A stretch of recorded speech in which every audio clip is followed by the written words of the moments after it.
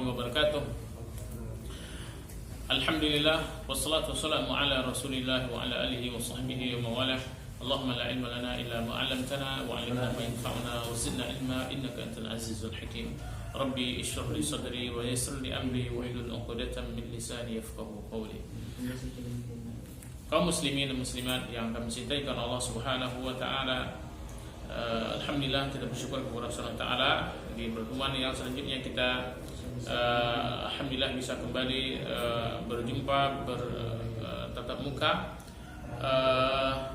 dengan rahmat Allah Subhanahu wa taala.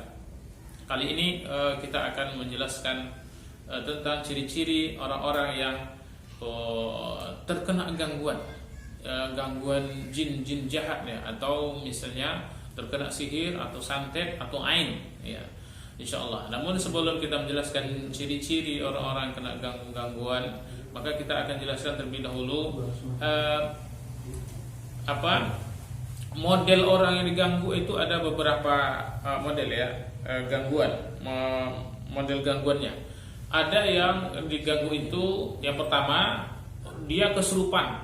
Ini namanya dalam istilah bahasa Arab namanya masun kulli ya, kesurupan total. Artinya kesurupan total itu adalah seluruh tubuhnya ini, pikiran dan hatinya, fisiknya dikuasai oleh jin. Ini ada orang yang seperti ini. Ada yang masun juz'i.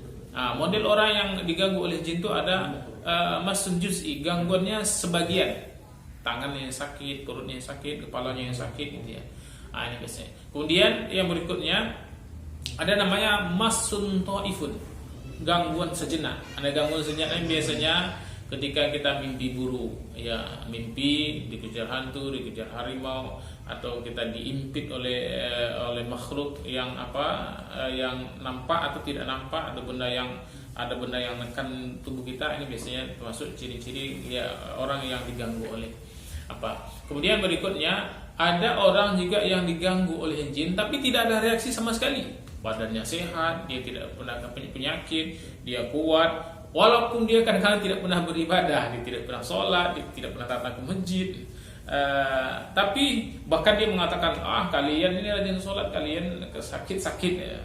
Tapi ada yang saya misalnya tidak pernah sholat tapi saya sehat, tidak ada gangguan. Jadi sebenarnya ini kena gangguan, dan gangguan ini di antara 4 ciri-ciri gangguan tadi, ada yang gangguan kesurupan total, kemudian gangguan sebagian, sejenak, dan tidak ada nampak reaksi sama sekali. Ini biasa, yang keempat ini lebih parah daripada yang 3 ini sebenarnya. Kenapa lebih parah? Karena dia tidak sadar bahwa dia sebenarnya diganggu, dikuasai oleh syaitan, oleh jin jahat, oleh jin-jin kafir. Dia tidak menyadarinya. Kalau yang tadi misalnya kesurupan itu biasanya gangguan yang lebih ringan. Kenapa lebih ringan? Nampaknya memang sangat menakutkan, tapi sebenarnya ini lebih ringan sebenarnya. Kenapa? Karena orang tahu bahwa dia sakit. Maka nanti kita akan cepat mencari pertolongan kan kepada siapa saja yang bisa membantu dia, maka akan cepat dibantu, kemudian diruqyah, nanti selesai.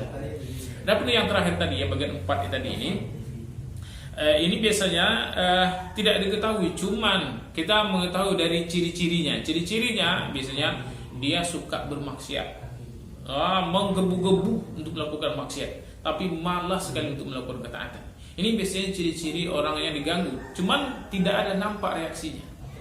Walaupun selama ini kadang-kadang rajin beribadah ya, kadang-kadang ada yang sholat ke masjid, dia sering juga baca Al-Quran, cuman ibadah dia itu tidak mempan untuk mengeluarkan makhluk-makhluk itu, kadang-kadang sampai bertahun-tahun. Ini perlu kita ketahui kaum muslimin dan muslimat. Dengan mengetahui itu nanti kita bisa untuk membentengi diri kita, untuk bisa mencari solusi bagaimana cara kita bisa terlepas dari yang mengganggu syaitan dan jin-jin jahat ini. Ma'asyarul muslimin dan muslimat yang kami cintai Allah Subhanahu wa taala, masuk kita kepada ciri-ciri ya. Bagaimana saja ciri-ciri orang yang kena diganggu oleh jin. Ini ada beberapa ya, ada beberapa ciri-ciri, ada gangguan fisik, ada gangguan pikiran atau perasaan, ada gangguan tidur ya, gangguan fisik. Biasanya orangnya sering sakit kepala terus menerus, nanti dicek ke dokter nggak ada ininya ya, nggak ada penyakitnya. Atau misalnya dia sakit kepala dikasih obat, nanti sembuh, tapi habis obatnya nanti kambuh lagi. Nah itu biasanya.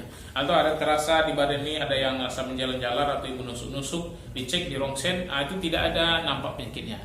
Nah ini biasanya. Atau bisa penyakit-penyakit yang kronis ya, yang lama, misalnya lambungnya, kemudian ada ginjal, ada sampai kadang-kadang cuci darah, ada kadang-kadang kanker, tapi itu berobat ke dokter nanti tidak selesai, tidak sembuh juga. Ini kadang-kadang ini juga termasuk indikasi gangguan jin, wallahu a'lam bishawab.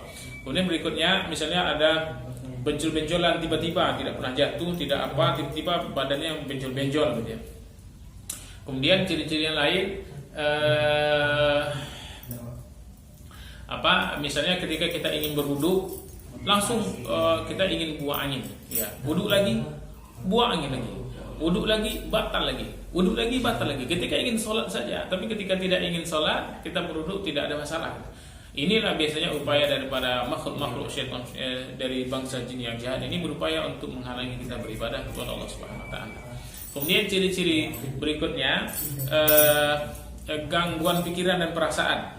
Gangguan pikiran perasaan ini biasanya diantaranya orangnya mudah pelupa, mudah sekali pelupa, susah konsentrasi.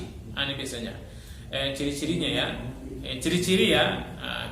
Kemudian berikutnya mudah marah saja bawaannya, sedikit masalah jadi besar nanti. Di rumah tangga bagi yang bersuami istri itu sedikit saja masalahnya berkelahi dan menjadi besar masalahnya. Biasanya seperti itu. Kemudian orangnya terlalu sensitif, penakut berlebihan. Berikutnya penakut berlebihan. Kemudian ciri-ciri berikutnya suka mendengarkan bisikan-bisikan yang aneh ya.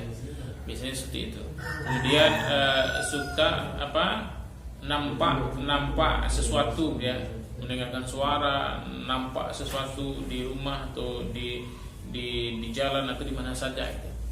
Atau ciri-ciri gangguan berikutnya menjadi suka kepada orang yang tidak pantas, yang kita tidak layak kita sukai, menjadi benci kepada orang yang seharusnya kita sukai.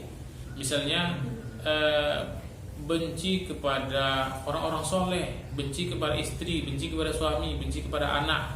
Tapi kepada orang yang seharusnya kita tidak boleh menyayangi, menyukai dia, kita suka melihat pastor ceramah, suka melihat preman-preman, suka melihat orang-orang bermaksiat, kemudian suka melihat suami orang, suka melihat istri orang lain, gitu ya. Melihat pasangan sendiri nggak suka. Ini juga biasanya salah satu ciri-ciri gangguan. Ya, kemudian yang berikutnya gangguan suka malas ya, malas berlebihan, tidak suka dengan kebersihan, rumahnya itu inginnya kotor aja, tidak pembersih. Itu biasanya juga salah satu ciri-ciri gangguan daripada makhluk syaitan atau jin jahat. Kemudian berikutnya gangguan tidur ya, gangguan tidur diantaranya misalnya suka mimpi buruk. Dikejar hantu, dikejar harimau, dikejar pocong, dikejar ular. Ular ya. Ada sebagian keyakinan bahwa ketika mimpi ular tuh nanti dia akan menikah, mimpi datang jodoh. Sebenarnya ini salah.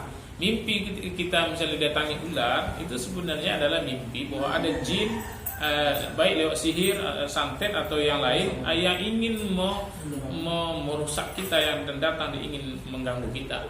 Itu biasanya. Atau misalnya suka mimpi mati, sesudah itu akhirnya dia ketakutan saja, takut tidur sendiri, takut di kamar sendiri, takut dengan keramaian. Itu biasanya efeknya. Kemudian yang berikutnya suka mimpi jatuh dari ketinggian, suka mimpi jatuh dari tempat ketinggian, suka mimpi makan. Itu diantara ciri-cirinya ya, mimpi makan gitu.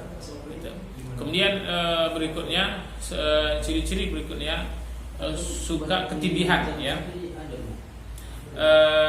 Dan diantaranya ciri-ciri yang lain, mohon maaf ini kadang-kadang ada juga diantara kita kaum muslimin ini yang suka mimpi berhubungan ya dengan orang lain yang sudah menikah atau yang belum menikah gitu ya. Yang sudah menikah biasanya suka mimpi dengan suami orang lain atau suka mimpi dengan istri orang lain nanti. Biasanya kadang-kadang sampai sering ya, seminggu bisa sampai 4 kali 5 kali, bahkan ada yang kita temukan itu setiap malam dia didatangi oleh laki-laki, kemudian mereka berhubungan. Nah, ini biasanya ada jin yang suka dengan dia, bahkan jin itu kadang-kadang sudah mengaku bahwa jin itu adalah suami atau istrinya, sehingga dia tidak tidak menginginkan ada orang lain dari bangsa manusia mendekati perempuan ini atau laki-laki ini gitu ya. Nah, seperti itu. Inilah yang sering kadang-kadang di tengah masyarakat kita mengatakan ada orang yang ditutup auranya. Dia tidak ada jodohnya, dia belum dapat, umurnya sudah tua tapi belum juga menikah. Nah, ini di tengah masyarakat kita ada yang mengatakan seperti itu, aura yang ditutup. Pada sebenarnya ini biasanya seperti ini kadang-kadang salah satu ciri-ciri ada gangguan jin pada diri dia. Dan hal yang seperti ini mesti kita mengetahui, dan sudah pun nanti kita bisa mengawasi diri kita dan kita bisa mencari solusi supaya kita selamat dari ini. Barangkali ini penjelasan yang bisa kita sampaikan, mudah-mudahan menjadi ilmu khusus bagi kita tentang pengobatan tibbun nabawi, khususnya pengobatan ilahiyah yaitu ruqyah syariah yang diajarkan oleh Nabi Muhammad SAW dan para salafus saleh dari orang-orang terdahulu. Wallahu a'lam bishawab. Wassalamualaikum warahmatullahi wabarakatuh.